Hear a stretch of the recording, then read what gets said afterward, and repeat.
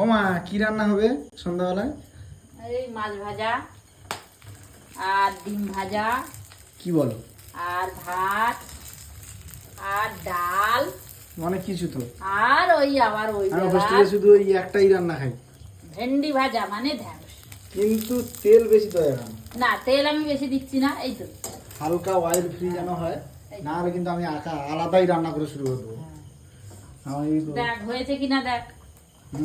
দারুণ, এরকম ভাবে বানাও। শুকনো শুকনো আমার খাওয়া দরকার আছে, তাহলে তো ডায়েটটা ঠিকঠাক হবে নাকি।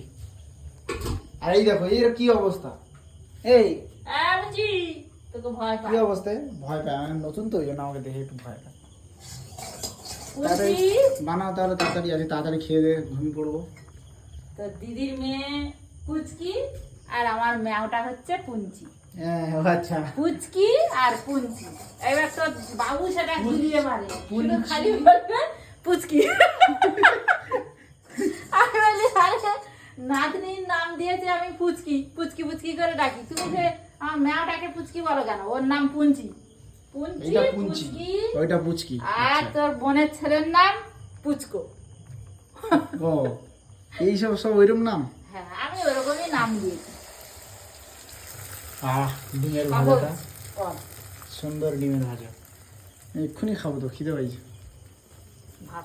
এই যে এখানে হচ্ছে টিভি চলছে, আর এখানে মা, আর এই যে রান্না বান্না। চলো কি রান্না বান্না দেখাই। এই দেখো, দে, এবার আমার একটু ডিম ভাজা দিয়ে দে।